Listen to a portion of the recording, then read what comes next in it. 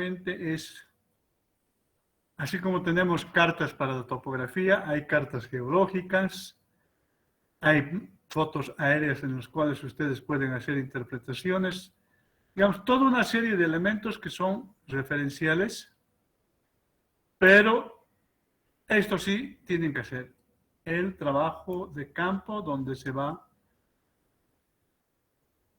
identificar y realizar las exploraciones. ¿Qué sitios en la etapa de reconocimiento? Aquí está de lo que se tiene que hacer. ¿Qué sitios? ¿Qué tipo de geología complementaria van a realizar? Los bancos de préstamo, estudios en el vaso de la presa, estudios en el eje de la presa, verificar lo que se debe reevaluar. Yo les dije, todo lo que ya existe es lo que se llama información secundaria. Cuando ustedes ya entran para terreno, analizan la viabilidad y esto se llama información primaria, que ustedes la han obtenido. Sin embargo, puede haber cierta información secundaria que no la han obtenido, pero la tienen como referencia. Para que se vuelva información primaria, la reevalúa. Y con eso identifican. Pruebas de laboratorio que pueden ser adicionarios, test en terreno, etcétera, etcétera. Es decir, ¿por qué? Porque la parte de suelos es una componente importante, no solo en términos del alcance, sino también en términos económicos. Por ejemplo, cuando tenemos presas sobre arcillas rígidas de buena calidad, rocas meteorizadas, siempre tenemos que ir a dos elementos en las fundaciones: permeabilidad y resistencia. Y que no tengamos problemas de presiones de poros. Pues dependiendo de la primera identificación, así como hicimos una clasificación de las fundaciones, también para la parte de trabajo de investigación, lo mismo en función de esta clasificación. Por ejemplo, ¿no? Es decir, si tenemos este tipo de arcillas con sobre rocas, sabemos para las rocas meteorizadas resistividad eléctrica, refracción sísmica, y si está mezclada con arcillas, habrá que identificar la estratigraficación. Estratigrafía. ¿Dónde están los más permeables? Etcétera, etcétera. Aquí, consideraciones de estabilidad, cuando estamos con materiales predominantemente cohesivos, ¿no? Ahí nos interesará estudios que nos digan a través de ello qué esfuerzos de cortes podemos utilizar. Habrá que pedir los parámetros de cohesión, ángulos de fricción, etcétera, ¿no? Es decir, en función del tipo de sedimentación, de fundación, ustedes pueden identificar, por ejemplo, sedimentaciones permeables, problema de filtraciones. Habrá que ensayos de permeabilidad. En roca, ya hemos visto, depende del grado de meteorización. Es decir, eso en general, ¿qué define? Eso es en la parte de la fundación. Pero también parte del estudio de suelos es, ustedes van a fabricar la presa. Por lo tanto, tienen que generar los materiales para construirla. En general, son los bancos de préstamo o las canteras. Hay que evaluarlas en términos de que siempre el propósito, estabilidad, permeabilidad, etcétera, etcétera. ¿Cuáles son las zonas de mayor importancia? Por ejemplo, el eje de la presa. A ver, aquí vamos a ir al Jamboard. ¿Se ve la pantalla del Jamboard? Sí, ingeniero. Imagínense que este es el eje de la presa, ¿no? Y obviamente ustedes están interesados en la fundación. Saber infiltración, resistencia, Presión de poros, más una serie otra de parámetros, como las densidades y demás. A ver, ¿cómo se organizarían para identificar la estructura? ¿Qué tipo de fundación están? A ver, ¿cómo planificarían ustedes el trabajo de campo? ¿Qué harían? Recuerden el suelo, a ver, en este caso no están en un edificio, están en una presa, pero que, entre comillas, voy a poner así, en el fondo ustedes después, voy a exagerar, le van a colocar una presa encima, ¿sí? Perdón. Ahí. Le van a poner un gran peso. Y este peso va a generar un esfuerzo actuante, ¿sí? Y además, si tienen agua, va a entrar las redes de flujo. Exagerado. Entonces, ¿dónde harían los ensayos? ¿Cómo harían los ensayos? ¿Cuántos ensayos harían? ¿Y qué tipo? Primero, siempre definir su modelo, ¿no? ¿Cuáles serían los ensayos?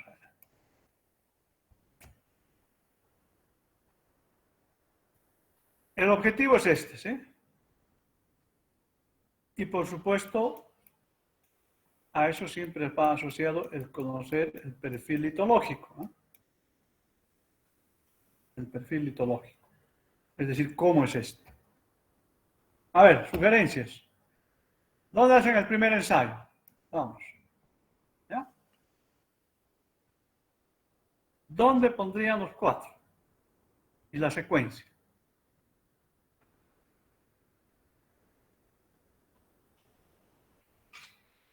Vamos.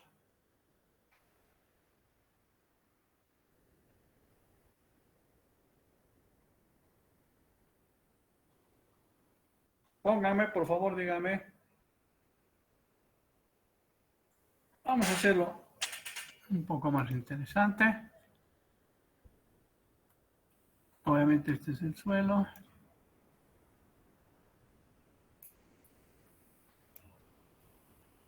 Estamos hablando de ensayos. Vamos a facilitar un poco más.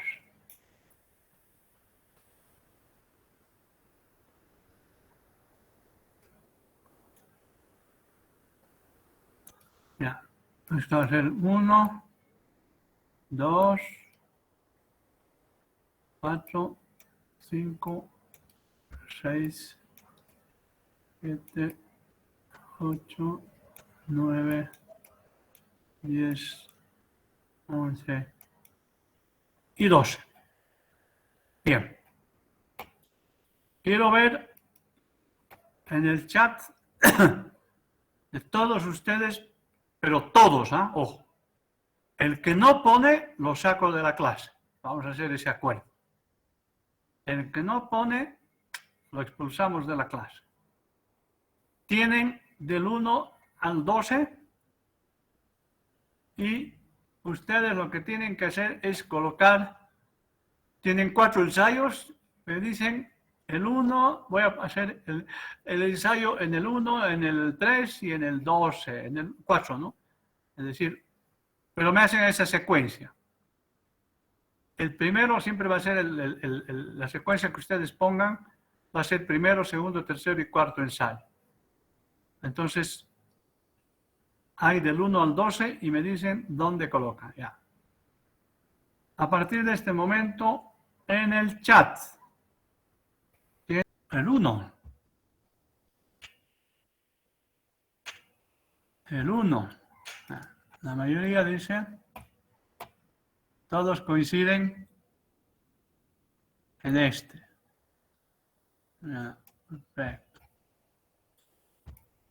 Después, a ver, 1, 5, 6, 12, ¿cuál se repite? El 12 en el siguiente, el 12, el 12, el 12. Pues hay un 9, a ver, 2, 9. A ver, 12, hay bastantes 12. 12, 12, 12, 12. 12, 12, 12, 12, 12, 12, los extremos.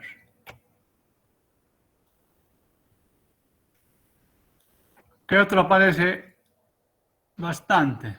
A ver.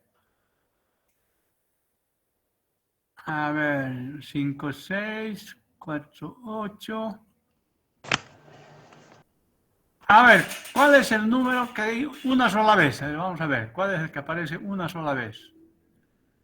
A ver, vayan fijándose ustedes también. Aquí, hasta aquí, 5, 6, 4, 8, no, 4, 8, el 4. Aquí apareció, se repite. 12 hay, 7 hay también. 3, 3, aquí el 3 ya. A ver, vayamos a ver. ¿Por qué el 1? A ver, uno que diga, ¿por qué el 1? ¿Por qué empezarían con el, bueno, ¿por qué el 1 y el 12? Díganme.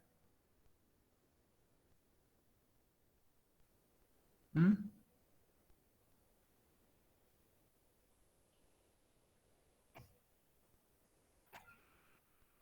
Bueno, está bien, vamos a decir. En realidad, a ver, ¿qué es lo que me interesa a mí saber? Yo me tengo primero, ojo, es importante esto. Ustedes tienen que imaginarse que quizás esto fue así. ¿Ya? Era un suelo así. Por lo tanto, es bien importante primero, ojo, manejar georreferenciamiento. Y vamos a asumir que si eso fue así, aquí había una capa 1, vamos a decir, aquí había una capa 2, un poco, ese es el examen que hacemos. Y todo esto es importante, es georreferencial. Entonces, cuando dicen que hacemos nuestro perfil aquí, ya, entonces estamos hablando A, B, C, D, ¿sí?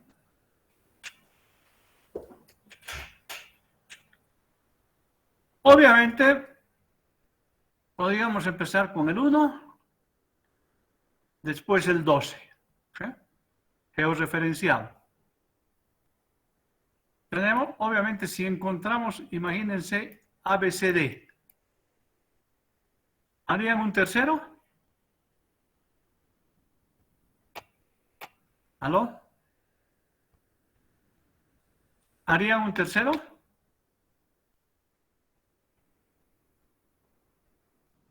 Por eso es clave georreferenciada. Lo que uno compara en las capas es georreferenciadas. Porque el 1 tiene que ser la elevación, por decirle, 3.500 metros. Esto también va a ser 3.500. Porque si ustedes empiezan con 1, 2, 3, 4, imagínense que este está más abajo. No es, pues, no es el 1, ¿no? 1 es relativo. Pero puede que estén, imagínense que es el mismo suelo, pero ustedes van a empezar con el B. ¿Por qué? Porque aquí va a ser un nivel más abajo. Entonces, por eso es clave la georreferenciación. Si yo georreferencio y encuentro que este es el perfil igual a este, lo más probable es que no puede haber en 100 metros, no va a haber un cambio brusco, porque los perfiles litológicos son capas generalmente. Obviamente aquí he hecho lo ideal de que son capas horizontales, pero siempre tienen alguna diferenciación, pero son capas. Entonces, si yo veo que estos perfiles son iguales, bien georreferenciados, bueno, quizás no necesitaría más.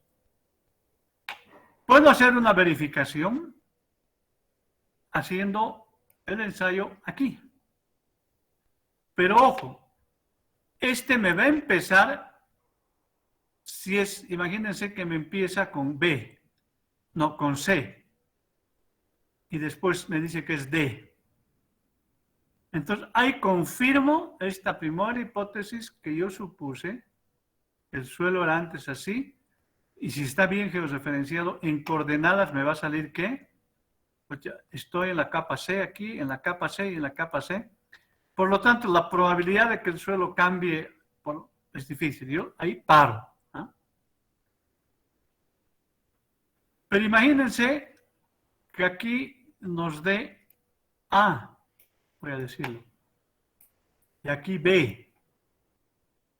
Escucha, entonces ahí no hay similitud. Entonces, el cuarto, imagínense que yo pongo aquí, georreferenciado, siempre acá. Y si en este caso me da que el perfil está en una situación, aquí tenemos AC, por decirles una transición más o menos C, voy a decir, bueno, pues nos da C y nos da, voy a poner D. Pero ya no necesito hacer acá. Probablemente tenga que hacer un siguiente aquí para que me dé, ahora mi comparación va a ser entre C y A. Probablemente si sigue con A B más o menos, o A B, pues ya no voy a hacer otro aquí. Y si este me da una verificación, pues dependiendo de eso. La idea es, ojo, encontrar primero a partir de una georreferenciación, que realmente yo encuentre esa, no le voy a llamar armonía, esa tendencia del suelo, asumiendo que aquí había antes un suelo. Entonces, eso es un poco la secuencia, que imagínense que yo hubiera hecho aquí el tercero y me daba C y D, pues entonces este era un perfil litológico uniforme y ya no hago más, solamente 3.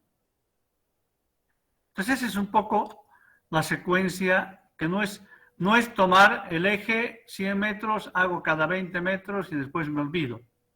No, probablemente aquí ustedes encuentran que hay mucha similaridad por alguna razón, entonces aquí es donde tengo que profundizar.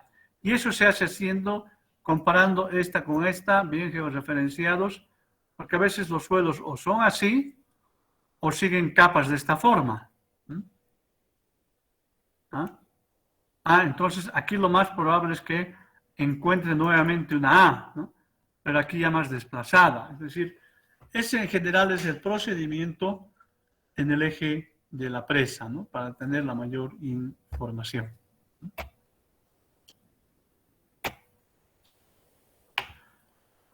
Seguimos.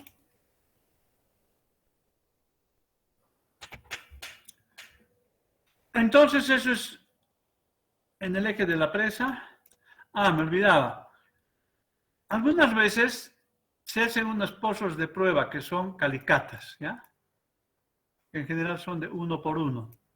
Y en general hay la profundidad es dependiendo del tipo de suelo y que no se desmorone y también para que no estén necesitando una tremenda escalera.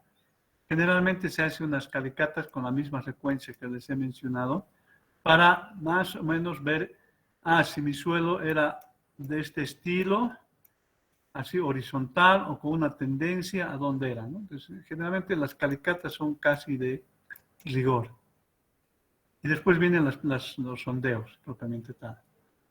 Obviamente en la zona del vertedero, no se olviden que en la zona del vertedero es como es una estructura de hormigón, por lo tanto hay que saber la capacidad portante y por supuesto también para evaluar la excavación que tenemos que hacer. Ojalá, lo ideal es llegar hasta la roca. Así ustedes tienen certidumbre dónde está el suelo duro. No necesariamente si es permeable o no, dependiendo del grado de fragmentación, pero sí es bueno tratar de alcanzar las capas donde ustedes saben que no va a haber problemas de resistencia. Eso da una buena idea. Cuando no es posible, obviamente no es necesario ir hasta 200 metros hasta encontrar la roca, ¿no? Sí, pero ese es el ideal, hasta si es posible. En toda zona de excavación, en la zona del vaso, para ver, ¿se acuerdan? Los temas de pendientes, las permeabilidades. Zonas de pendiente en los taludes, para ver la susceptibilidad al deslizamiento. los bancos de préstamo, no solamente para ubicar dónde están, sino también para cuantificar el volumen. La importancia de los suelos es, vamos a ir un rato al Jamboard. Si ustedes han identificado que este es su banco de préstamo, ¿se ve el Jamboard? ¿Aló? Sí, ingeniero. Entonces, ¿qué hacen? Obviamente en los bancos de préstamo no hacen perforaciones. Lo que hacen, por decirles, es esta calicata. Después hago esta calicata. Después hago esta calicata. Vamos a decir, obviamente también se hace el mismo procedimiento, georreferenciando todo, ver si hay similaridad entre los perfiles litológicos a nivel de calicatas, ¿no? Más o menos tienen que llegar a una cierta cantidad de calicatas, porque no tiene sentido llenar más calicatas acá si les está dando el mismo perfil. Pues una vez que tiene esto, ustedes tienen identificados, y es un poco como los polígonos de Thyssen, ¿no? ¿Cuánto le asigno en términos de volumen de ese material? Bueno, hacen ustedes esto. Ahí, ¿se acuerdan de los polígonos de Thyssen? La mediana, bueno, entre estos y estos vamos a hacer la mediana, entre esto y este, la mediana, entre este la mediana, esta mediana viene, bueno, donde se encuentran. Lo mismo acá, en el fondo lo que ustedes van es asignando, así como hacen en polígonos de Thyssen, van asignando áreas de representatividad. Entonces ahí dicen, esta área va a ser representada por esta calicata. Entonces ustedes tienen el perfil de la calicata, 3 tipos de materiales, digamos. Entonces, ¿qué hacen? Cuantifican esta superficie, volumen 1, volumen 2, volumen 3, y dicen, esta zona del banco de préstamo, por decirle, es de arcillas, predominantemente arcillas, etc. Aquí está otro tipo de material, entonces este va a ser el material 1, este va a ser el material 2, 3, material 4. Esto es importante no solamente para cuantificar el volumen, No se olviden, si ustedes necesitan para una cortina impermeable, ¿qué banco utilizarían? El que tiene la mejor permeabilidad, ¿no? 10 a la menos 7, no sé qué tanto. Pues este va a ser el banco que voy a guardar para mi cortina impermeable, lo que llamamos core. Este está asignado al core. Después dicen, este le voy a asignar, ven la compatibilidad, al talud aguas arriba, o a los taludes. Pues hacen una clasificación entonces, y después hacen el cómputo volumétrico para ver, bueno, en los bancos de préstamo, ¿tenemos o no tenemos el material? Imagínense que no tienen la suficiente cantidad, tendrán que ir a buscar en otra zona otro banco de préstamo, que harán el mismo procedimiento y dirán, bueno, miren, este es el cuerpo de la presa, es soneada, para construir esta parte está aquí, una parte está acá, otra parte, perdón. Entonces, todo este proceso, si ustedes se fijan, todo esto tiene que ser georreferenciado en coordenadas absolutas. No puede haber nada en coordenadas relativas. ¿Por qué?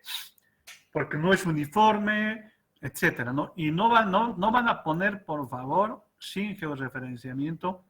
Imagínense que ponen las litologías así. No.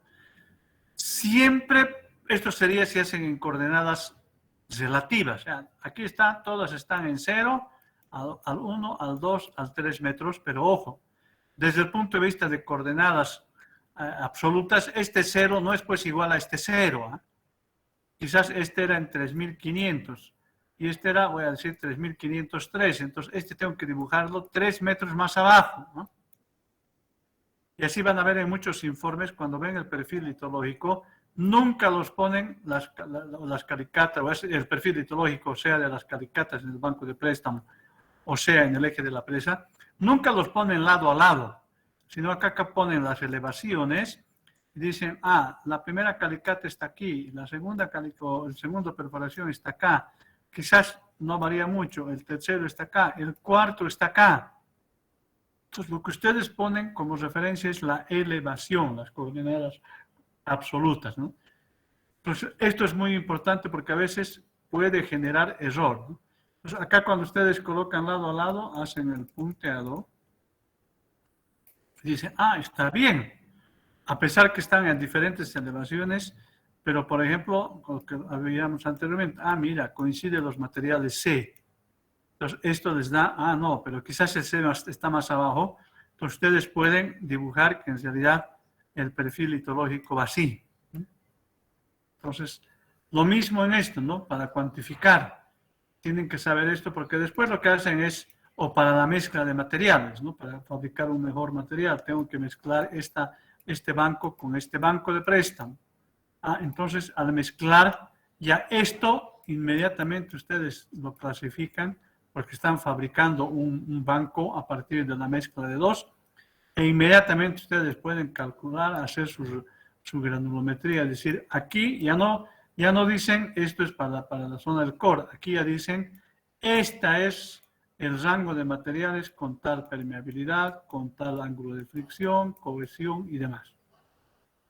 Entonces, aquí es un banco de préstamo caracterizado, mientras que aquí es solamente una asignación.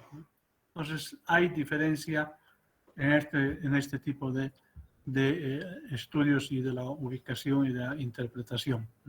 Tengan mucho cuidado en eso, ¿no? Bien, fuentes de información, ustedes saben, ya hemos hablado, cualquier fuente es buena, pero lo que está malo es pensar que porque está igual, porque está cerca de la presa, porque está al lado, no tengo que hacer una investigación, no. Ninguna fuente de información sustituye a la investigación. ¿Dónde tenemos fuentes de información? En general, en nuestros países, en las instituciones estatales, hay muchos proyectos igual.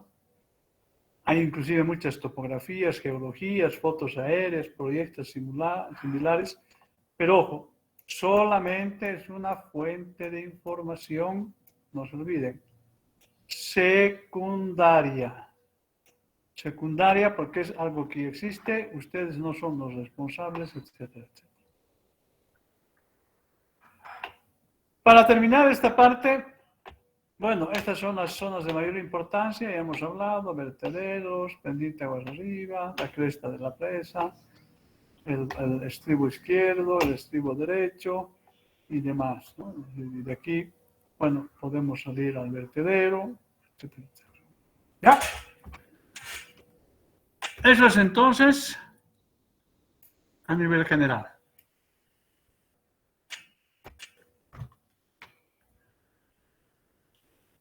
El volumen muerto. ¿Se ve, sí? ¿Aló? Sí, ingeniero.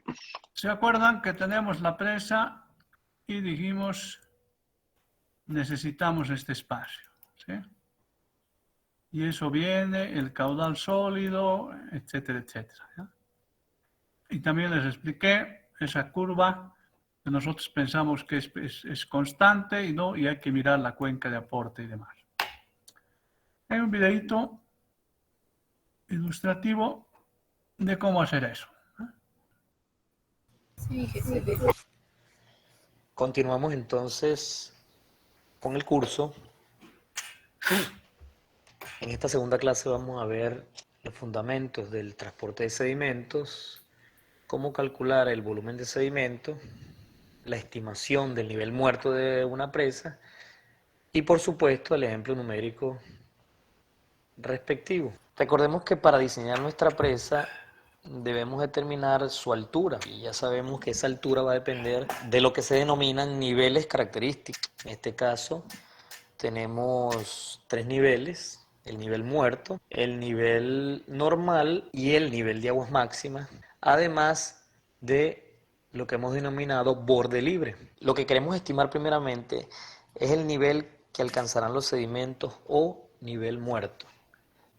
¿Qué va a pasar con ese nivel muerto? Sencillamente que con el tiempo, a lo largo de toda la vida útil de nuestra obra, ese nivel muerto se va a ir llenando de sedimentos que van a ser aportados por el río que drena nuestra cuenca. Conocer la acumulación de sedimentos en los embalses es indispensable para determinar sus vidas útiles. Por supuesto, una vez que los sedimentos han llenado la capacidad que tenemos destinada para su almacenamiento, entonces comienzan a ocupar parte de la capacidad normal de operación o el volumen útil, y esto, por supuesto, afecta el rendimiento garantizado de nuestro embalse. Ya veremos que en esta etapa de predimensionamiento, el cálculo supone una distribución de sedimentos en estratos horizontales, lo cual es una posición bastante conservadora, pero totalmente adecuada a este nivel de análisis. ¿Cómo se acumulan los sedimentos en nuestro vaso de almacenamiento? Bueno, aquí tenemos un esquema. Del lado izquierdo vemos cómo el río cargado de sedimentos comienza a transportar sedimentos de diferentes granulometrías y pesos. Los sedimentos más pesados, sedimentos gruesos, en este caso arenas y gravas gruesas, se van depositando en la cola del embalse, y la misma corriente, a través de lo que se llama corriente de densidad, va llevando los sedimentos en suspensión hacia la zona de la presa. Con el tiempo, entonces, poco a poco se van informando estratos de sedimentos que alcanzarán nuestro nivel muerto. La distribución de sedimentos depende de muchísimos factores, entre ellos la granulometría, como ya lo decíamos, la distribución de caudales en el tiempo, la forma de operación del embalse, la naturaleza química del sedimento, y aquí hay un término muy importante que es la eficiencia de atrape del embalse, que depende mucho de la forma de cómo operemos nuestro embalse. Vamos entonces a ver que hay diferentes mecanismos de transporte de sedimentos. El primero es el transporte en solución, en el cual se transportan minerales, sales, carbonatos de calcio, yeso, etcétera, que se encuentran disueltas en el agua. El otro tipo de transporte es el transporte en suspensión. En este caso se trata de partículas finas, arcillos, limos y arena fina. Estas no sedimentan por el río porque la componente vertical hacia arriba, producto de la turbulencia, es mayor que el peso sumergido de los sedimentos. Y un último tipo de transporte, que es el arrastre de fondo, en este caso son partículas gruesas, arena, canto rodado, incluso peñones, que son transportados por el fondo, ya que la turbulencia no posee energía suficiente para mantenerlos en suspensión. A ver, aquí quiero hacerles una pequeña complementación. Cuando viene el río, van a encontrar en otros... Hay un material que proviene del lecho del río, ¿ya? Esos son estos dos materiales. El que viene en suspensión, que se llama transporte en suspensión, y el que viene muy pegado al lecho, que se llama arrastre de fondo. Estos dos materiales son los que el río, digamos, erosiona, deposita y lleva a la presa. Este material, en muchos libros ustedes aquí le llaman transporte en solución, pero también en muchos libros se llama carga de lavado o transporte de lavado. En inglés la palabra es wash load, ¿ya? Por eso dicen carga de lavado. Este es un material que sale de la zona 1, digamos de la cuenca de aporte, pero no juega un proceso de depositarse en el río, ser erosionado, no. Es como que alguien que toma el camino solamente para ser transportado y llega a la presa. Y el perfil es el que más lejos llega, voy a decirlo así, el que más cerca llega a la obra de toma es este material, el transporte en solución, pero no siempre se deposita. Por ejemplo, este wash load es el típico en la angostura. Por eso es café, porque es un material tan fino que es casi un coloide, que su velocidad para poder depositarse es tan baja que necesita muchísimo tiempo. Mientras que estos otros dos sí son los que juegan un rol importante. Rodado, incluso peñones, que son transportados por el fondo, ya que la turbulencia no posee energía suficiente para mantenerlos en suspensión como los anteriores. Aquí tenemos un video filmado en el lecho de un río real, donde se aprecia claramente el arrastre de fondo Este es el arrastre de fondo. La corriente de un río. Suspensión y arriba el watch load. Transporte en suspensión SSA, el sedimento que va como arrastre de fondo SAA, es decir, sedimentos de arrastre aportados. La suma de los sedimentos aportados total entonces se obtiene sumando los sedimentos en suspensión más los sedimentos en arrastre. ¿Cómo se determina entonces cada uno de ellos? Bueno, primero, si se tienen mediciones de concentración de sedimentos, entonces los sedimentos en suspensión aportados se definen como la integral que se muestra, la concentración de sedimentos por el caudal de flujo, es decir, el caudal de agua multiplicado por el peso específico de los sedimentos por un diferencial de tiempo que puede ser, por lo general, una escala mensual o anual. ¿Qué problema tiene esta ecuación? Que si no se tienen mediciones de concentración de sedimentos en el río ni caudales medidos, entonces no puede aplicarse esta ecuación con certeza. Como ya sabemos, la mayor parte de los sitios de presa no necesariamente disponen de mediciones continuas de concentración de sedimento y de caudal. El segundo escenario es si se conoce el promedio de aporte anual de sedimentos en suspensión. En este caso, se multiplica el área de la cuenca tributaria al embalse por SUC, que es un valor promedio de aporte anual de sedimentos en suspensión por unidad de área, y T0 la vida útil por lo general expresada en años. ¿Cuál es el problema? Bueno, la estimación de SUC, la cual puede hacerse de varias formas. Primero, una opción es comparar con cuencas semejantes que tengan información, es decir, cuencas con condiciones hidrológicas, geomorfológicas, cobertura vegetal y topografías similares a la nuestra. La otra opción es con la estimación de erosión de la cuenca, procedimientos como la ecuación universal de pérdida de suelo, ayudan mucho en estos casos, y existen algunos otros modelos matemáticos que ayudan a estimar el aporte anual de sedimentos. Y una tercera vía puede ser la realización de batimetrías en embalse con varios años en operación que permitan conocer los volúmenes de sedimentos acumulados en dichos embalses. Para calcular entonces los sedimentos aportados totales nos faltaría estimar los sedimentos de arrastre. Estos sedimentos de arrastre son aún más complicados de estimar. Normalmente se estima como un porcentaje de los anteriores. Un criterio puede ser entre el 20 y 30% de los sedimentos en suspensión aportados. Este es un criterio que reporta la literatura, muy usado en Estados Unidos. Conocidos entonces los sedimentos en suspensión y los sedimentos de arrastre, podemos sumarlos y obtener los sedimentos aportados totales a nuestro embalse. ¿Qué nos falta por ver? Bueno, un concepto interesante, un concepto muy importante que se llama eficiencia de retención de nuestro embalse, que no es más que considerar que no todos los sedimentos aportados a un embalse son captados por el embalse. Depende mucho del tipo de operación y de los volúmenes de efluente. Aquí hay una gráfica típica de eficiencia de captación en embalse. Fíjense que hay una envolvente superior y una envolvente inferior. Podemos considerar que esa curva media representa la eficiencia de atrape de nuestro embalse, que en este caso depende de la relación entre la capacidad de operación y los volúmenes medios afluentes. Esta eficiencia de captación debe multiplicarse por los sedimentos aportados totales al embalse para tener efectivamente cuánto es el peso o el volumen de sedimentos que van a ocupar nuestro volumen muerto. Dicho todo esto, vamos entonces a resumir en un algoritmo de cálculo cómo calcular nuestro nivel muerto.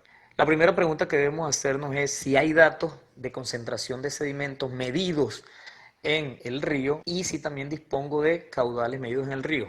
Si la respuesta es sí, entonces seguimos el camino que vemos hacia la derecha, calculamos nuestros sedimentos en suspensión aportados en toneladas, multiplicando la concentración de sedimentos que hemos medido por el caudal por la vida útil. Luego sencillamente sumamos los sedimentos por arrastre de fondo y lo multiplicamos por la eficiencia de captación. Esto nos da en unidades de peso los sedimentos aportados totales. Para transformar unidades de peso a unidades de volumen, sencillamente dividimos por el peso específico no consolidado de los sedimentos en toneladas por metro cuadrado. Al realizar ese cociente, entonces podemos obtener el volumen muerto. Pero ya sabemos que ese volumen muerto debe transformarse de alguna manera a niveles. ¿Qué hacemos? Pues sencillamente utilizamos nuestra curva área capacidades, en ella ingresamos con este volumen muerto y calculamos nuestro nivel muerto, que será el nivel de sedimento. Ahora bien, no nos olvidemos que arriba partimos de la... Aquí hay un pequeño errorcito. En realidad, no es error, es otra forma. Después lo vamos a ver, perdón. Perdón, no es error, sino es otra forma. Cuando dice tenemos que llevar a nuestra curva, es a la curva isométrica que nosotros hemos visto, que para nosotros es la relación elevación versus volumen. Como tenemos el volumen muerto, entonces entramos a la curva isométrica con el volumen y obtenemos la elevación. Y si a esa elevación le restamos la elevación base del río, tenemos la altura de la presa, ¿no? La hipótesis de que teníamos medición de concentración de sedimentos en el río, cosa que en la mayor parte de los casos prácticos de los sitios de presa no es posible. ¿Qué pasa si no tenemos medición de concentración de sedimentos? Sencillamente nos vamos por el segundo camino, que es hacer una estimación del promedio de aporte anuales de sedimentos en suspensión generado por nuestra cuenca tributaria. Esto se va a expresar en toneladas por hectárea por año. Aplicamos la ecuación para calcular los sedimentos en suspensión aportados. En unidades de peso sería el área de la cuenca tributaria por el promedio de aporte anual de sedimentos por unidad de área multiplicado por la vida útil de nuestro embalse. Volvemos a calcular nuestros aportes totales sumando los sedimentos por arrastre de fondo y sencillamente seguimos el camino anterior, calculamos el volumen muerto y ese volumen muerto lo interpolamos en la curva área capacidades para obtener nuestro nivel muerto. Así de sencillo es el algoritmo para calcular el nivel muerto. Por supuesto, para entender esto necesitamos un ejemplo numérico. A ver, aquí les voy a hacer una explicación. Esto, se han fijado, es lo que viene por el río, ¿sí? Lo que antes han explicado. Pero también tenemos que ver, la otra forma es aquello que viene desde la cuenca, ¿no? Esta USLE significa la ecuación universal de pérdida de suelos. Es Universal Soil Loss Equation. Pero lo que mide esto, si ustedes se fijan, aquí no hay caudales, nada, sino es cuando llueve y cae la precipitación en las laderas, dependiendo del tipo de vegetación, por eso tenemos estos coeficientes, pendientes y demás, uno puede estimar cuánto va a ser esa erosión, por eso es una universidad de pérdida de suelo. Al calcular esa erosión, que se llama erosión laminar, porque se mueve en lámina a diferencia de lo que es un transporte de sedimentos, ¿eh?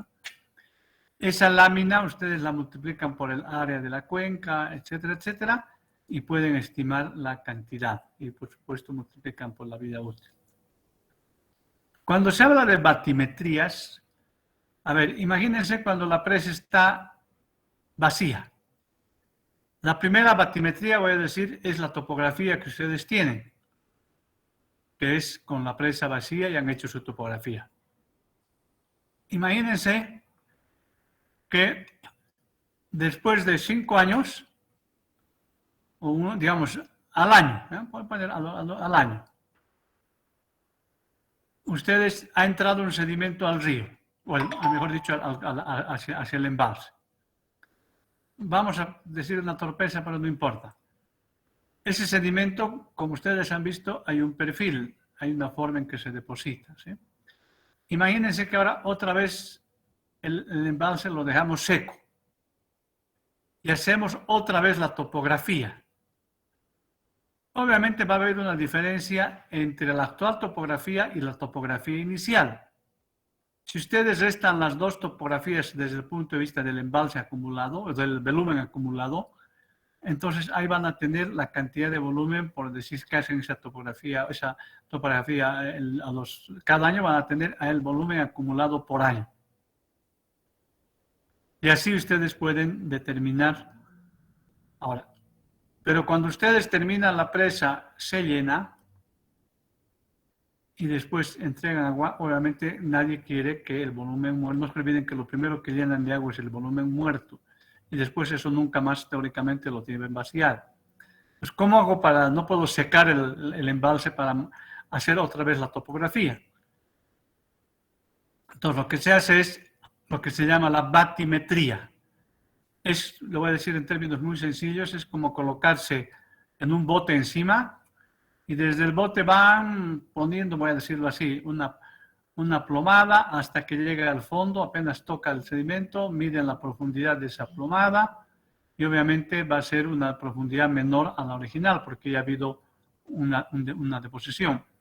Entonces, y después lo que hacen es restarle la altura del agua y bueno, determinan otra vez el nivel y las curvas de nivel. A eso se llama batimetría.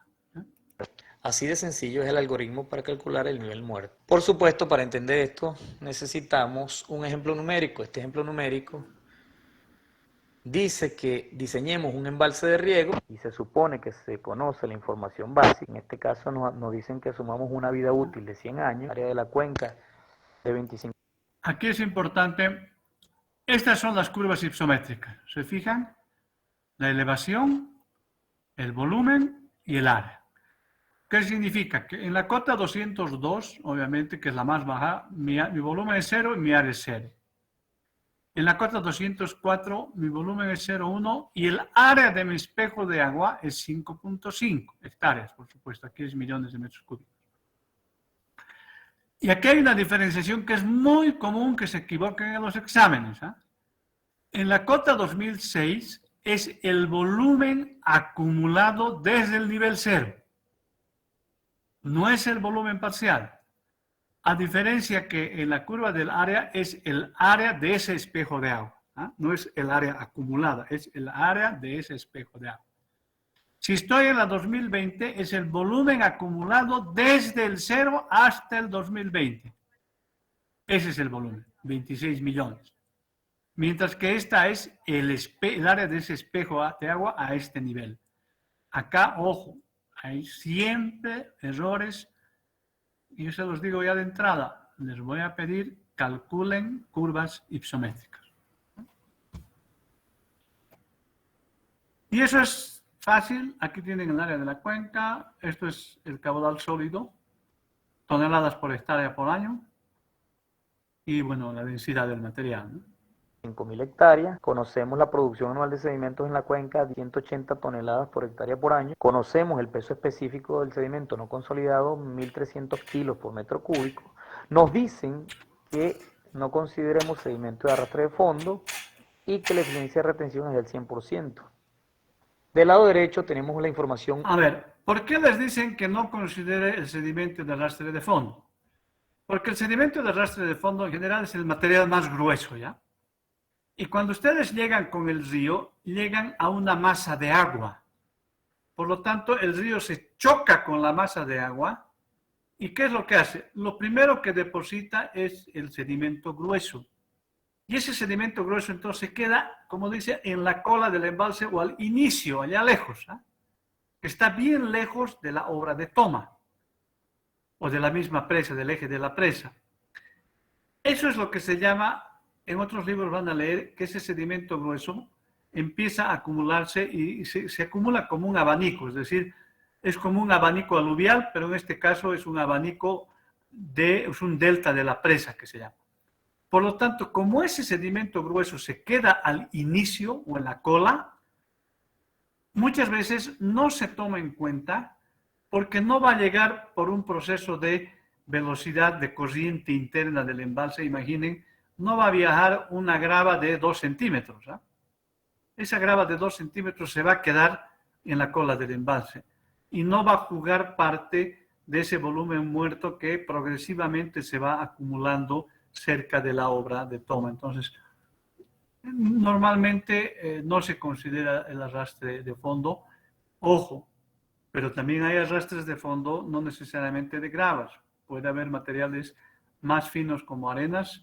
Entonces, no es tan, como les diría, solamente uno no considera el arrastre de fondo cuando tenemos un buen material grueso, ¿no? Pero si tenemos arenas finas, etcétera, esas sí hay que considerarlas. Vital para este tipo de problemas, que es la curva área-capacidad. Ahí tenemos las cotas medidas al partir del nivel del mar, en este caso son altitudes, el volumen en millones de metros cúbicos y el área respectiva para ese volumen y para ese nivel. Este ejemplo lo estaremos resolviendo en la siguiente clase. Pensaban que lo iba a resolver hoy día, ¿no? Les dejé con las dudas, ¿eh? El examen, ¿eh? ¿Está bien? ¿Se entendió? ¿Aló? Sí, ingeniero, todo claro. Perfecto. Muy bien. Perfecto. Un momentito. Todo lo que tiene que ver con reconocimientos, hasta curvas ipsométricas, la determinación de los volúmenes, alturas y todo lo demás. Ahora vamos a ir al siguiente tema, que es la filtración a través de presas de tierra. En este caso, las redes de flujo. A ver.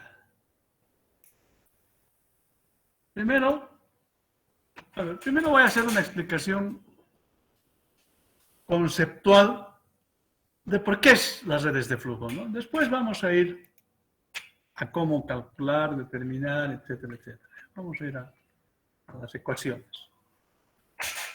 Y vamos a ir aquí al Jamboard. Siempre es bueno conocer la parte conceptual o el modelo conceptual y después las formulitas, ¿sí? La pestaña. Ya no está el Jamboard. Un momentito. Este nos decía conocer lo no saturado de lo saturado. ¿Para qué nos servirá el caudal de infiltración?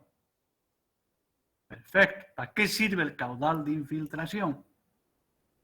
Ecuación de balance. Ingreso menos salida igual delta de volumen.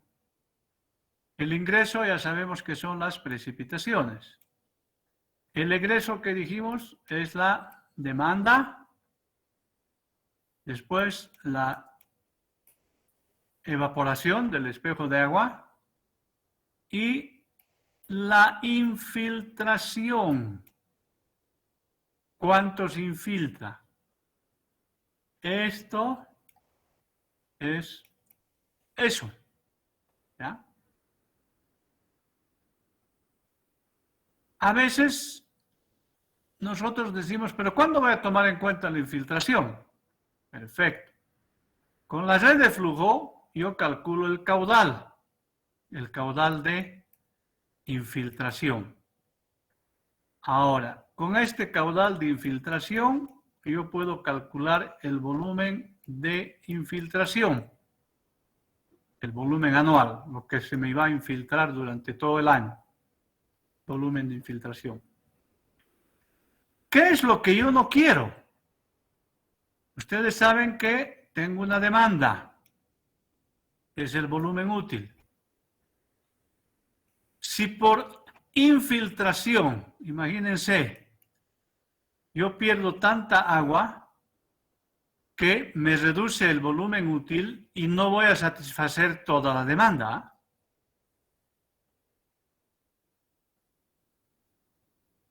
Entonces, imagínense que el volumen de infiltración me da un monto en que me pone en peligro este volumen útil. Entonces, ahí tendré que tomar una medida, ¿se acuerdan? Anticiparse a la falla. Tendré que tomar una medida, ¿para qué? Para que mi infiltración siempre esté dentro de rangos que no me pongan en peligro el volumen útil y la atención de la demanda. ¿Ya? Entonces, si yo calculo este volumen de infiltración y me da menos que el 1% de la vida útil, ojo, no estoy diciendo que no existe, sino yo puedo despreciar su influencia en la ecuación de balance, siempre y cuando ese volumen de infiltración sea menor al 1% del volumen útil. ¿Por qué? Vamos a la curva ipsométrica. Por eso les decía, la curva ipsométrica es sumamente importante. ¿Se acuerdan? Volumen útil, volumen muerto, volumen útil, RAM, vengo aquí, bueno, con el volumen muerto, la altura muerta, con más el volumen útil, aquí me da la altura del nivel de operación, que se llama, el NOP, el nivel de operación. Pero ¿se acuerdan? Pero yo tengo que sumarle una altura debido al vertedero, una alturita debido al oleaje, una alturita debido a tal, y mi altura de presa se vuelve más, y esto vengo acá y tengo un volumen de nivel de aguas máximas, perdón, este es el nivel de aguas máximas, subo, y, miren, aquí tengo un volumen adicional que estoy almacenando por este tipo de protecciones. Entonces, generalmente este volumen adicional debido a estas protecciones, generalmente es mayor que el 1% de la vida útil. Es decir, por esta razón acumulo más volumen que la vida útil. Entonces, si mi caudal de infiltración es menor al 1% del volumen útil, esa agüita que estoy perdiendo, en realidad la estoy compensando con ese volumen adicional producto de estas alturas adicionales, y nunca voy a poner en peligro o tocar la cantidad del volumen útil. Al contrario, probablemente inclusive tenga un poquito más. Entonces, cuando estoy en eso, no la considero dentro del orden de magnitud apreciado. Para eso. Sin embargo, cuando es mayor, tengo que aplicar una medida. ¿Para qué? Para volver a entrar a este rango. Que es un rango relacionado con la vida útil. ¿Ya? Sin embargo, también este caudal de infiltración, la regla general es evacuar lo más pronto posible el agua dentro de la presa, porque esa agua le hace mucho daño. Pues este caudal de infiltración, ojo, si es mayor, tengo que poner una medida que me lo lleve a que sea menor que el 1%. Pero igual, esa cantidad tengo que evacuarla. Entonces, ese valor me sirve para diseñar, no una medida para reducir esto, sino el diseño de un elemento que me permita evacuar las aguas. Eso se llaman drenes. ¿Ya? Esa es ¿se fijan? La segunda razón por qué calculamos el caudal de infiltración. La tercera razón, ¿se acuerdan? Presión de poros. Caída de potencial, caída de potencial, caída de potencial. Yo quiero saber cuánto es mi presión de poros, no por saber el dato, sino para ver si voy a tener problemas de erosión, migración de la partícula y tubificación. Para eso me sirve. Tercera razón, para ver si voy a tener problemas de piping, se llama en inglés, piping o tubificación.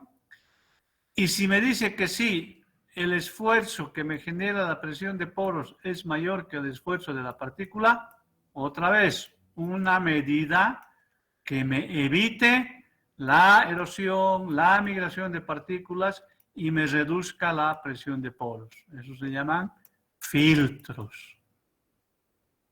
1, 2, 3, 3 razones principales para determinar por qué necesitamos nosotros calcular una red de flujo, el caudal, la línea freática superior, etcétera, etcétera. Ese es el concepto de lo que es el flujo de aguas a través de una presa. ¿Ya? ¿Está claro? ¿Aló? Ese es el concepto, ¿listo?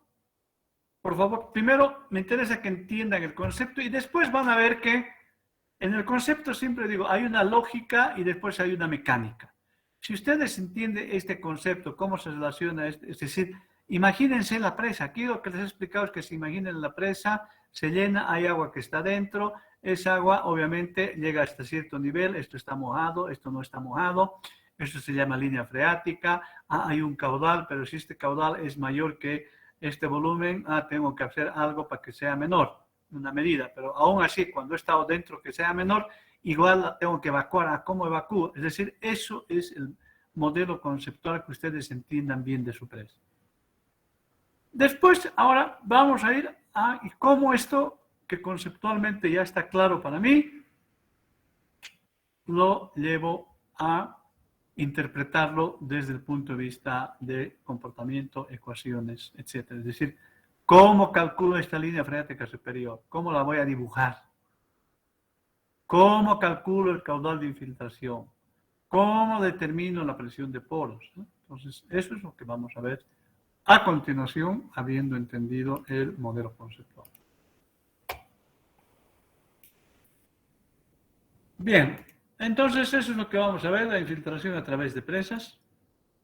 Ya les he mencionado, el flujo de agua como filtración es perjudicial en cualquier obra civil. El agua es una gran necesidad, pero para las obras civiles, yo digo, no está mal utilizada aquí la palabra perjudicial. Cuando no es considerada como actualmente les expliqué, sí puede ser perjudicial. ¿Por qué? Cuando no hago ese análisis y no pongo un dren, por supuesto que va a ser perjudicial. Cuando no hago ese análisis y no pongo un filtro, por supuesto que va a ser perjudicial. Es decir, entiéndase que es perjudicial cuando no generé la medida, porque después no hay ninguna, digamos, concepto negativo. ¿De qué dependen las filtraciones? De la carga hidráulica. Acabamos de verlo en el ejercicio. Más o menos infiltración va a depender del nivel de aguas. Ese nivel es el que define la trayectoria, es decir, ese perfil que hemos visto de la línea fluxofreática superior, en su trayectoria la va a definir el nivel de la carga, pero también, lo vamos a ver después, la presencia de una presión atmosférica. Por supuesto que la infiltración depende de las características físicas del material.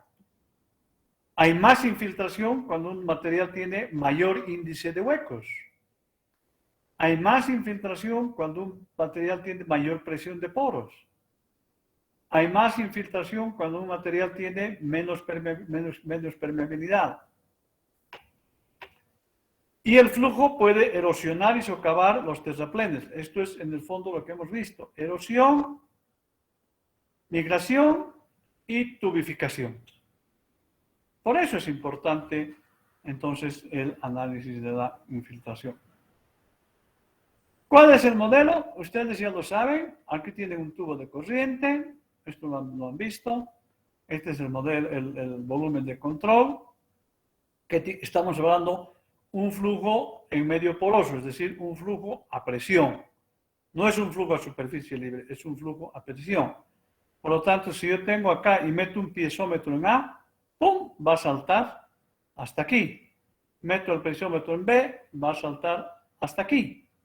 Por lo tanto, hay una diferencia de presión que hace que este sea un flujo confinado. Ecuación de Bernoulli, arriba hay una profundidad, un Z, hay una velocidad dividido por gamma, una carga. Eso es lo que ustedes hacen, simplemente. Pero ojo, no es como en la hidráulica, donde esto es la base y esto es un flujo a superficie libre. Aquí estamos hablando en flujo en un medio poroso, como es un terraplén. Entonces, ¿cuál es la pérdida de carga? Delta H es HA menos HB. ¿Cuál es el gradiente hidráulico? Este HA menos HB dividido entre la longitud para ir de A a B. Ese es el gradiente hidráulico, que le vamos a llamar I, delta H dividido entre D. Entonces, pérdida de carga, delta H, gradiente hidráulico y la longitud de la pérdida de carga, es decir, en qué longitud pierdo la carga de A hacia la carga de B. ¿Y eso me genera qué? La ley de Darcy. ¿Qué es la ley de Darcy? Velocidad es igual a permeabilidad por el gradiente hidráulico, es decir, K por dH en ds, porque I es dH es la carga, L es la longitud, llevando a diferenciales es ds. No. Esa es la velocidad, entonces es permeabilidad por el gradiente, o K por dH en ds. ¿Qué es B? Velocidad de descarga. K, coeficiente de permeabilidad. Y el I es gradiente hidráulico. Eso es, esta es la ecuación que cada vez que nosotros veamos lo que les he mostrado en el Jamboard, siempre en nuestra cabeza va a estar esto. La ecuación de Darcy. ¿Por qué? Porque las otras ecuaciones son las mismas que ustedes conocen. Esta es ecuación de Darcy porque es un flujo en un medio poroso y confinado. Mientras que en un canal es un flujo a superficie libre y no es confinado, y no es en un medio poroso. Sin embargo, la ecuación de continuidad sigue valiendo. Q1 es igual a velocidad por área. Velocidad, la ecuación de continuidad sigue siendo velocidad por área. La ecuación de la energía sigue siendo la misma. Z más P partido por gamma más B al cuadrado partido por 2G. Entonces, lo único que variamos nosotros es la ecuación de la velocidad. Las otras ecuaciones se mantienen igual. De acá, velocidad es lo que vamos a calcular. K es el coeficiente de permeabilidad, que es un tema propiedad del suelo. Y el gradiente hidráulico en extremo, ¿qué vamos a saber? La carga de H, que es la altura de la presa, y ds es la longitud que va a ir desde la línea freática hasta la salida en el talud aguas abajo, que de alguna manera también lo conocemos. Entonces, este es el parámetro clave, la permeabilidad.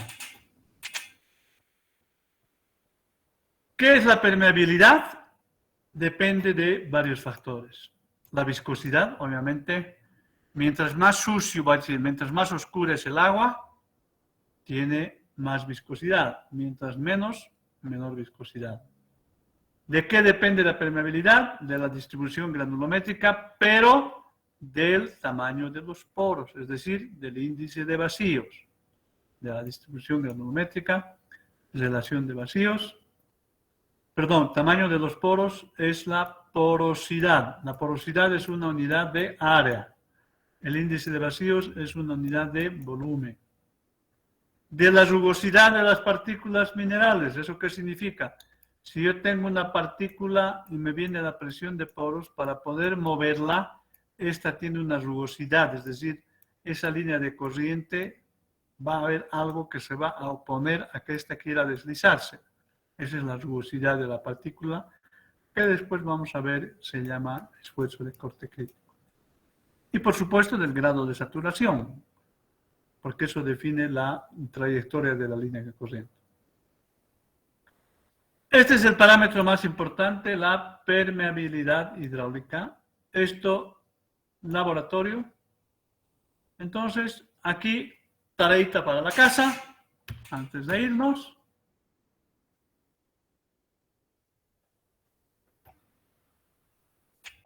Entonces, vamos a ir.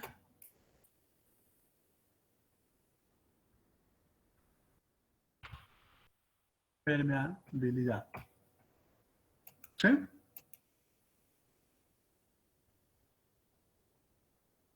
Entonces, la pregunta es, ¿cuáles son los ensayos en laboratorio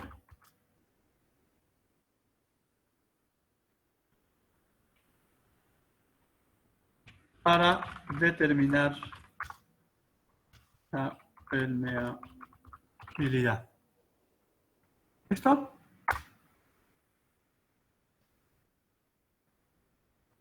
La fecha de entrega, ¿cuándo es la siguiente clase? El lunes. Aunque el lunes quizás no se hagan, pero bueno. El lunes. ¿A qué hora es nuestra clase de... Estamos en obras? ¿A qué hora es? 3 de la tarde, ingeniero. 15:00. ¿Listo? Hagan una pequeña investigación y me dicen, muy cortita. Hay, para determinar, determinar.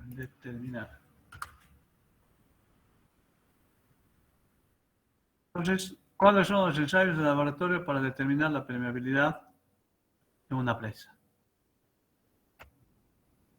¿Listo? Muy bien. Ya han ido todos. Bien. ¿Preguntas? Adelante, Ludwig. Ingeniero, una consulta. Cuando estuvimos en los o los ensayos para determinar lo que hay en el suelo, me quedé con una duda. Lo siguiente. ¿Existe un parámetro en el cual se llegue a la conclusión que definitivamente ese lugar no se puede llegar a construir o establecer una presa? Es decir, ¿existe alguna posibilidad de que a través de los estratos? Por supuesto.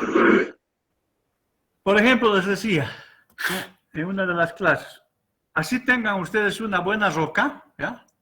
Entre comillas, pero si el grado de fracturamiento, de meteorización de la roca es, por ejemplo, a que tiene canales, etcétera, los procesos de inyección no van a ser suficientes, van a ser muy caros. Ahí descartamos ese eje y nos pasamos a otro.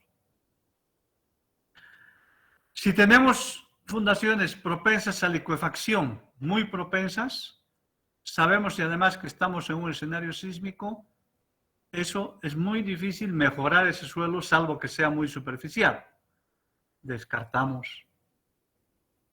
Si tenemos predominancia, por ejemplo, de fundaciones de arcilla, pero con procesos de consolidación muy prolongados, ¿qué significa? Que nuestra presa siempre se va a estar consolidando.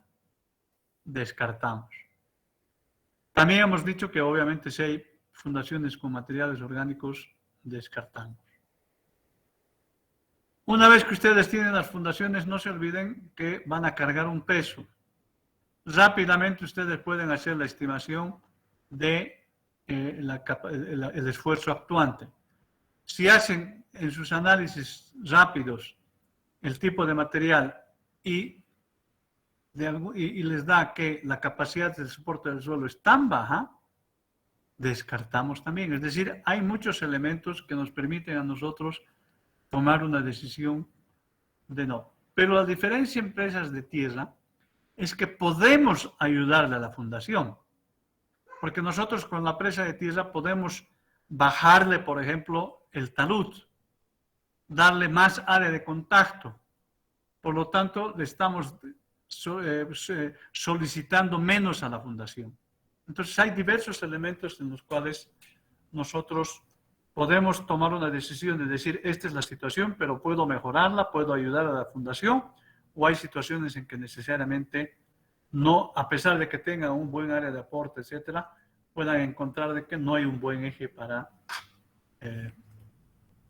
construir la presa. ¿Está bien? Está bien, ingeniero, muchas gracias. Y otra consulta más, por favor. Sí, adelante.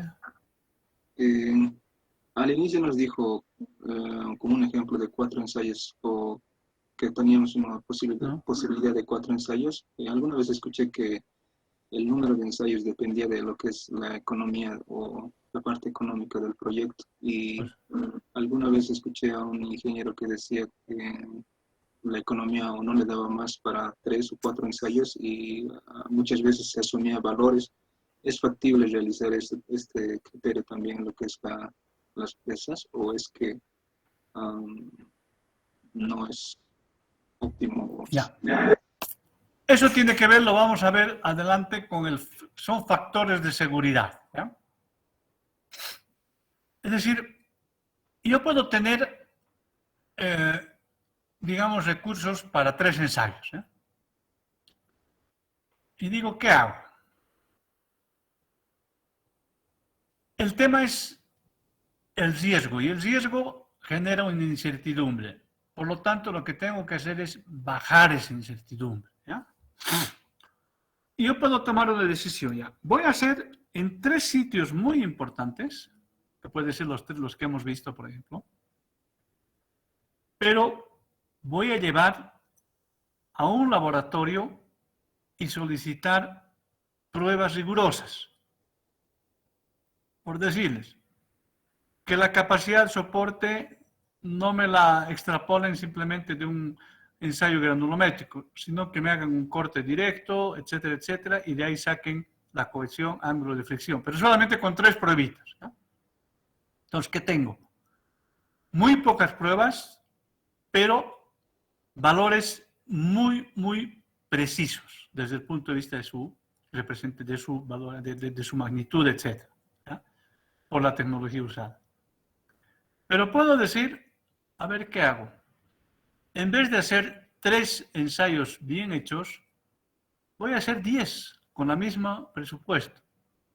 Pero en vez de buscar un laboratorio que me haga con ese tipo de ensayos, le voy a decir, hazme en función, ustedes saben, hay ábacos, que si yo hago la granulometría más los límites de consistencia, sin siquiera un par de SPTs, ni siquiera puedo ir a ábacos e inferir en función a esa información cuál es la capacidad, el ángulo de fricción, cuál es la cohesión, etcétera, etcétera. ¿En qué grado estoy? Tengo varios puntos, pero ¿cuán confiables son mis parámetros de resistencia?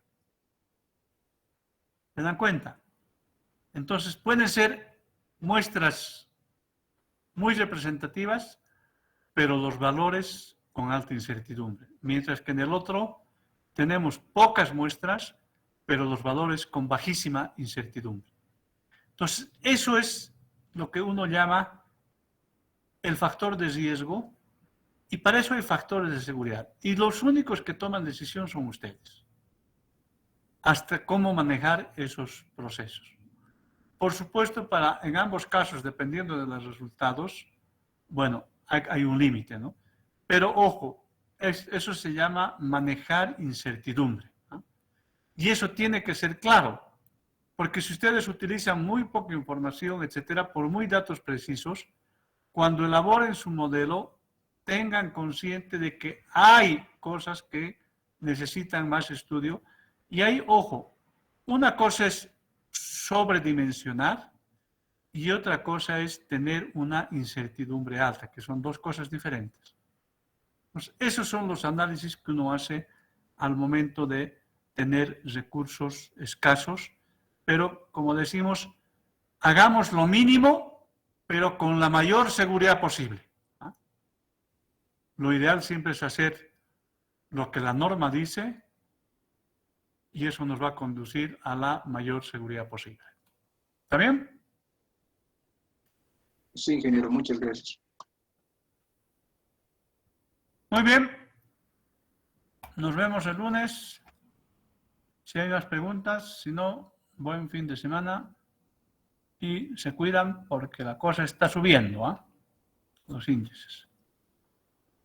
Gracias. Buenas noches.